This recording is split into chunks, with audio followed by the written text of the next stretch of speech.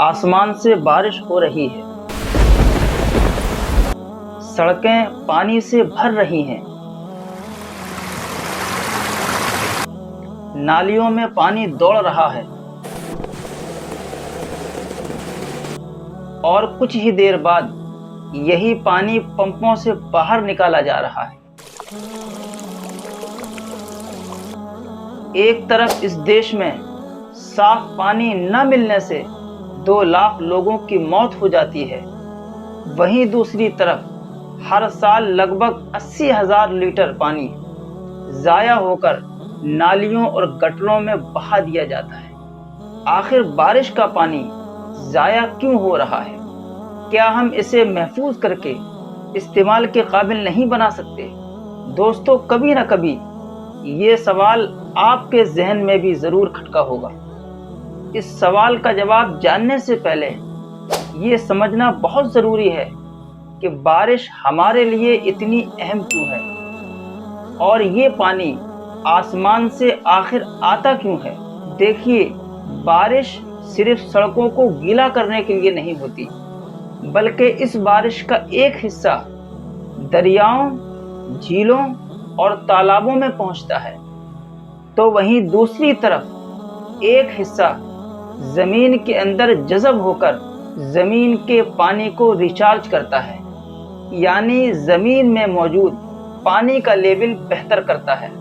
लेकिन हम देखते हैं जैसे जैसे शहर फैलते गए, बड़ी बड़ी बिल्डिंग्स तामीर होती गईं, खुली ज़मीन की जगह सड़क और पार्किंग ने ले ली, तो बारिश का पानी ज़मीन में जज़्ब होना कम हो गया।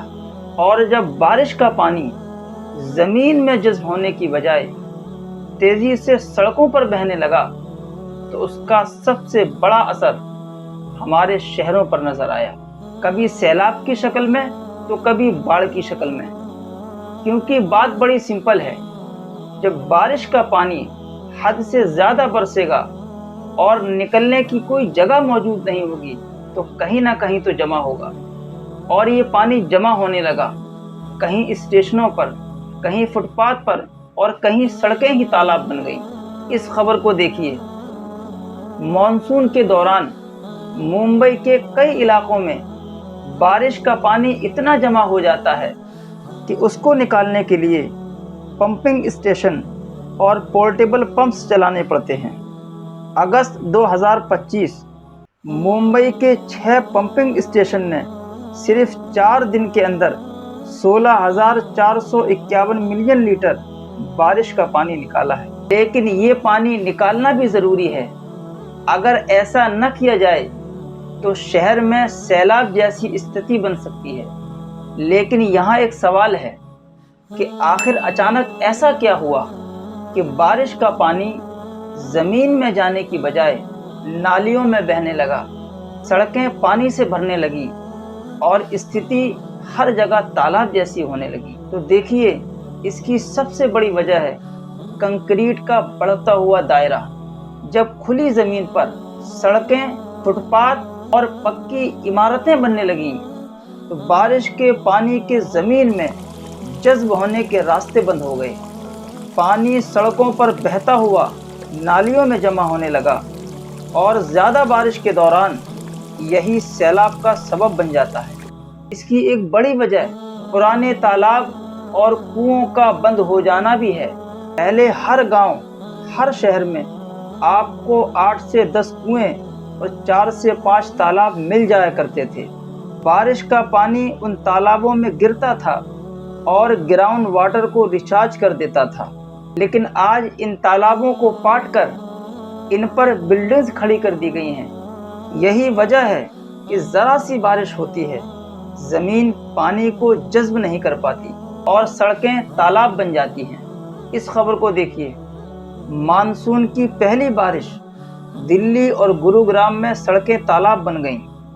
लोग अपनी मंजिल तक पहुंचने के लिए घंटों पानी के कम होने का इंतज़ार कर रहे हैं। लेकिन इस कहानी के पीछे एक सवाल भी छुपा हुआ है। क्या हम बारिश का पानी सिर्फ सड़कों से बाहर निकाल रहे हैं या उसका कुछ हिस्सा فیوچر کے لیے محفوظ بھی کر رہے ہیں۔ جی ہاں، یہ صرف ایک نظریہ نہیں بلکہ سرکاری گراؤنڈ ڈیٹا بھی بتاتا ہے کہ بارش کے پانی کو محفوظ کر کے دوبارہ زمین کے اندر پہنچایا جا سکتا ہے۔ اس طریقے کو کہتے ہیں روف ٹاپ رین واٹر ہارویسٹنگ۔ جب بارش گھر کی چھت پر گرتی ہے تو اسے پائپ اور گٹر کے ذریعے جمع کیا جاتا ہے۔